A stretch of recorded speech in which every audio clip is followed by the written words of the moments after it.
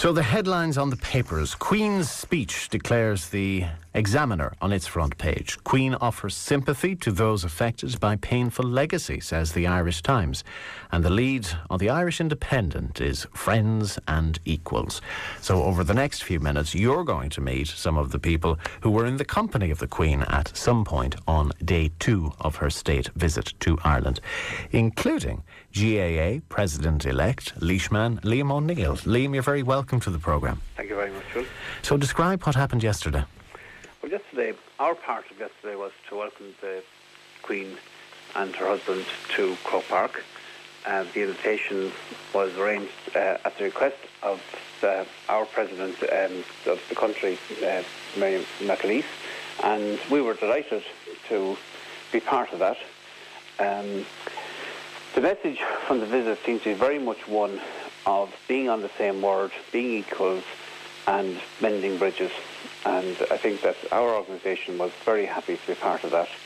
And it was significant that she was willing to come to the site of the original Bloody Sunday massacre.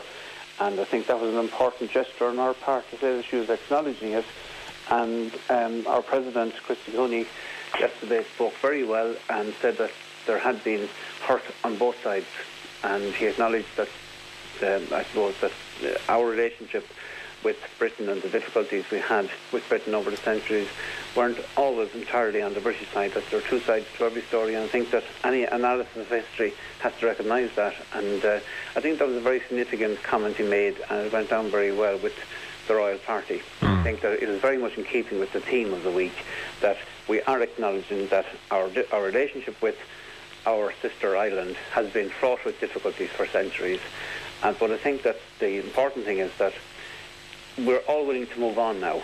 And while acknowledging that we can't, acknowledging the past and recognising that we can't forget the past, because the past is the reason why situations are as they are at the moment.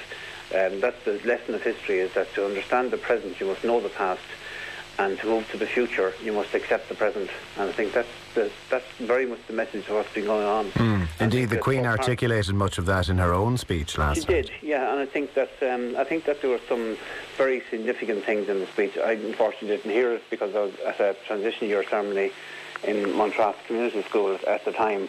I've only picked up on what was on the news, but I think it was very significant that she opened the speech in our national language. I think that was very, very significant.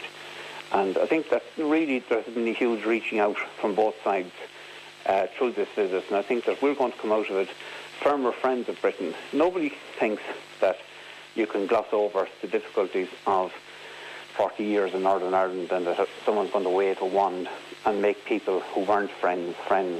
But I think that the situation, what's been brought about at the moment, is that the conditions for people to coexist peacefully are certainly being brought about, and anybody who is a person of goodwill, I think now recognises that the conditions exist in the country where we can be better friends on the island, and particularly in the northern part of our island, but more importantly between the two islands. And the great recognition yesterday from the Queen was that we are equals. OK, that was much of the public address and the public comments, but when the conversation was more private, when she was meeting and greeting people, for instance, when you met her yourself, what did you talk about? Well, we didn't talk. You don't actually talk. There's very definite etiquette about it. I mean, she arrived from the pitch. There was a ceremony on the pitch. It was on television where they sat down beside and they saw stuff on the screens. Now, upstairs at level 4, behind the VIP section, there was a corridor in Croke Park. And we wanted to use the backdrop of the pitch at all times in the shots, because we could have taken her into the hospitality room behind that, which is a very big long room. But we met her on the corridor. There were about 100 people there waiting to meet her. There were some dancers to do some dancing for her as she stepped out of the lift. There was a wall of reporters and colour writers in the papers there, and cameramen. But there were two sides of the corridor.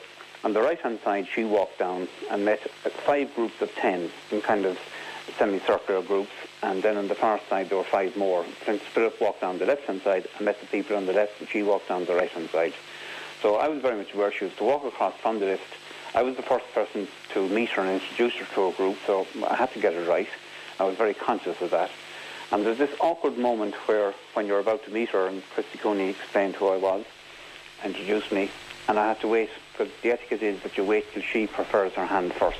You don't reach out to her because she may not wish to shake your hand. And she's perfectly entitled to take that line. And I suppose every instinct in you is to extend the hand. Absolutely, but that's just the restraint, and I suppose you have to accept that that's how it is. And I know myself, Will, from handshaking is quite a difficult operation, and it must be for an 85-year-old, because if people press your hand firmly, it can be quite painful after 100 or 200 of them. I can imagine, yes. And she has, obviously, as an 85-year-old, has a very delicate hand. And I know from the night that I was elected in Mullingar, I couldn't open my hand the following morning.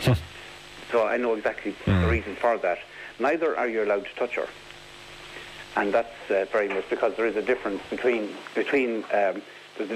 royalty and normal people. So the etiquette is that you're not allowed to touch her, and that's fine. I think that's fairly okay with older women anyway. I think one of the papers made a bit of a song and dance about, was it Nicky Brennan? Yes, it was Nicky Brennan who gently touched her on the elbow to guide her. Yes. But the palace confirmed the obvious, that there was no offence intended and none was taken and so on. But he claimed not to be aware of that etiquette. So was it made perfectly clear beforehand, Liam, that these are the do's and the don'ts? It wasn't, Will, and really it wasn't. I went to the bother of checking myself what the etiquette was, because I didn't want to make a mistake being the first person in line. And it was on the papers. You had seen it yourself. And I think people are fairly well aware that you don't touch her. And anyway, I wouldn't touch Mary McAleese either. You don't touch people in that, people who are heads of state. You know, so no, in that formal setting, I suppose not. Yeah. Did she extend the hand, by the way, in the end? You never told us. What did she say? No, did she extend the hand? Oh, she did indeed. All right. And give it a nice firm. What you do is, you, when she extends your hand, you give her your hand, and she decides with what firmness she wishes to shake it. So that was it. And she was a perfectly firm handshake, and she greeted me, and he had me explained I was taken over from Christy, and she said that was great, and she wished me well. And I then passed her on to the next people. But you were very much aware that you're in the presence of a very bright lady. She's a very bright eyes, very keen, and all the time looking to what the next duty was. And she had something different to say to everybody, including the Aegon Farrell was I introduced him as the president of the Ulster Council, and for something better to say, she just said, "Do you all play against each other?" That was a kind of a funny moment, because what else would you be doing anyway? But the Uachtaráin na hÉireann explained to the Queen how well Aegon Farrell had spoken at the time of the funeral of the police constable, and she was very impressed with that. But she had something to say to everybody down the line. And then she was gone. But I mean, she's a very bright looking woman. She's quite small. I wasn't aware that I was in the presence of an 85-year-old. I was in the presence of a lady. She was ageless, really. Well, and we should all be so lucky to be so sprightly and so active and so sharp of mind when we reach that age. Absolutely. And the fact of the matter is that she has done a marvellous job for the last 60 years, or almost 60 years. And she represents her country well. And I think that she was very well briefed and very well prepared for this trip. And I think it has gone terribly well. We were very worried. We were delighted to have her, but very worried that anything unseen would happen while she was on our territory. And I said it was a collective, huge sigh of relief when it was over. I can imagine. Liam, thank you for your time this morning. You're very welcome. Thanks indeed for taking our call.